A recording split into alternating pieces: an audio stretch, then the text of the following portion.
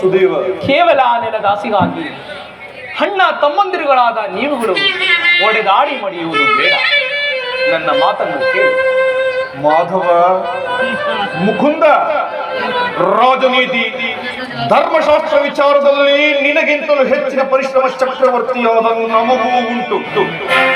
ಈ ನಿನ್ನ ವೈರಾಗ್ಯದ ಉಪದೇಶಕ್ಕೋ ಧರ್ಮಕಥಾ ಶ್ರವಣ ಕೇಳಲು ನಾನು ನಿನಗೆ ಬಂದವನಲ್ಲ.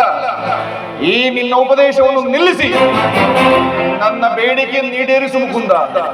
ಅರ್ಜುನ, ಪರಮಾತ್ಮ ಕೇಳಿದೆಯಾ ನಿಮ್ಮಣ್ಣನಾಡುತ್ತಿರುವ ಮಾತುಗಳನ್ನು? ಪರಮಾತ್ಮ, ನೀನು ಸಹ ಈ ಯಾದವರ ಸಹಾಯವನ್ನು ಬೇಡಿ ಬಂದಂತೆ ಕಾಣುವುದು ಬಹುದು ಜನಾರ್ದನ. ಇಂತಹ ಉಭಯ ಸಂಕಟದಲ್ಲಿ ನಾನೇನು ಮಾಡಲಿ? ಪರಮಾತ್ಮ, ನೀವು ನಿದ್ರೆಯಿಂದ ಎಚ್ಚರಗೊಂಡಾಗ ನಿಮ್ಮ ಕೃಪಾ ದೃಷ್ಟಿಯು ನನ್ನ ಮೇಲೆ ಮೊದಲು ಬಿದ್ದಿತ್ತಾದ್ದರಿಂದ ನೀವು ನನಗೆ ಸಹಾಯ ಮಾಡಲೇಬೇಕು ದೇವ. ಕೃಷ್ಣ, ನೀನು ನಮ್ಮಿಬ್ಬರಿಗೂ ಸಮಾನವಾದ ಬಂಧು. ಮೊದಲು ಯಾರು ನಿನ್ನ ಬಳಿಗೆ ಬಂದರೂ ಅವರ ಪಕ್ಷವನ್ನು ವಹಿಸುವುದು ವೀರೋಚಿತವಾದ ಧರ್ಮ. ನೀನು ವೀರನು, ನ್ಯಾಯಾಗುಣಶೀಲನು. ಮೊದಲು ಇಲ್ಲಿಗೆ ಬಂದ ನನ್ನ ಪಕ್ಷವನ್ನು ವಹಿಸಿದ್ದೆ ಆದರೆ ಭಾವ ಆ ನಿನ್ನ ಧರ್ಮವನ್ನು ಪಾಲಿಸಿದಂತಾಗುವುದಲ್ಲವೇ?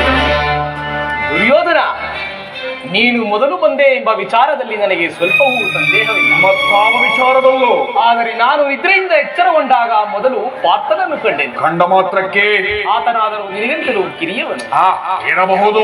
ನನಗೆ ಬೇಕಾದುದನ್ನು ಮೊದಲು ಕೇಳುವ ಅಧಿಕಾರ ಆತನಿಗಿದೆ.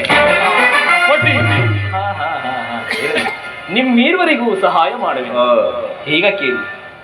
ಅಪ್ರತಿಮ ವೀರಭಟನಿಂದ ಕೂಡಿದ ಬಲರಾಮ ಸಹಿತ ಯಾದವ ಅಕ್ಷೋಹಿಣಿ ಸೈನ್ಯ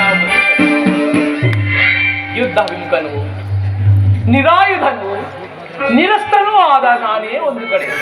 ಇವೆರಡರಲ್ಲಿ ನಿನಗೆ ಯಾವುದು ಬೇಕು ಪಾರ್ಥ? ಎದುಕುಲ ಚೂಡಾಮಣಿ, ನಾನು ನಿಮ್ಮನ್ನೇ ಅಪೇಕ್ಷಿಸುವೆನು ತಂದೆ.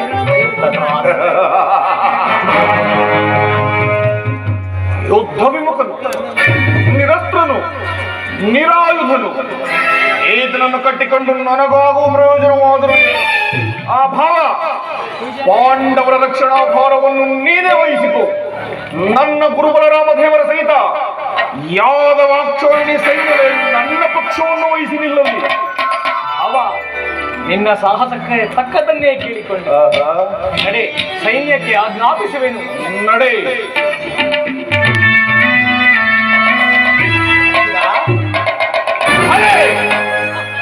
ಭಲೆ ಕಪಟ ನಾಟಕ ಸೂತ್ರಧಾರಿ ಭಲೆ.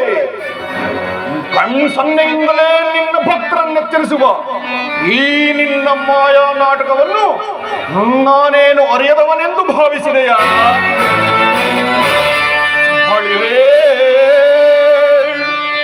ಏನಿದು ಕಣ್ಸನ್ನೆಯ ಕಪಟ ಮೋಸ? ಹೊಳಿರೇ, ಏನಿದು ಕಣ್ಸನ್ನೆಯ ಕಪಟ ಮೋಸ? ಭರತ ಕಂಡ ಸ್ವತಂತ್ರ ಪ್ರಾಯ ಸಮರ. ಶತ್ರುದಾಹದ ಪ್ರಚಂಡ ರಕ್ತಕೋಟಿ ಮೃತ್ಯುತಾಂಡವ ಪ್ರಸಿಂಹನಾದ ಚತುರ ಈ ಕೌರವೇಶ್ವರ ರಾಜಧರ್ಮ ಕಳಂಕ ಸಹಿಸಲಾರ.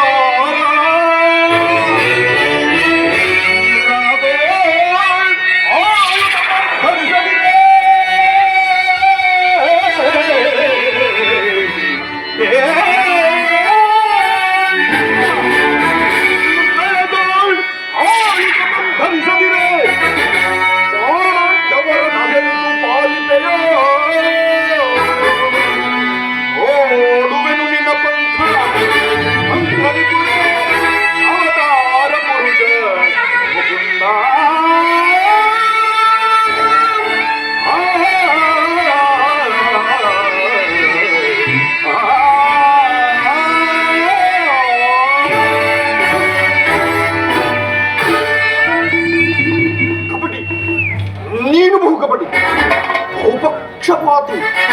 ಪಾಂಡವರೆಂದರೆ ನಿನಗೆ ಬಹುಮಮತೆ, ಅದರಲ್ಲಿಯೂ ಈ ಪಾರ್ಥನಾದರೂ ನಿನ್ನ ಪ್ರಾಣ ಸತ್ಯ.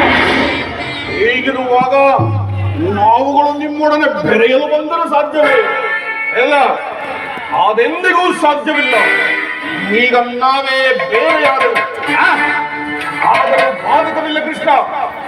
ರಣರಂಗದಲ್ಲಿ ಆಯುಧಗಳನ್ನು ಧರಿಸಿ ಯಾರ ಪಕ್ಷವಾಗಿಯೂ ಕಾದಾಡುವುದಿಲ್ಲವೆಂದು ಪ್ರತಿಜ್ಞೆ ಮಾಡಿರುವೆ. ವಚನ ಭ್ರಷ್ಟನಾದಿಯೇ ನೆನಪಿರಲಿ.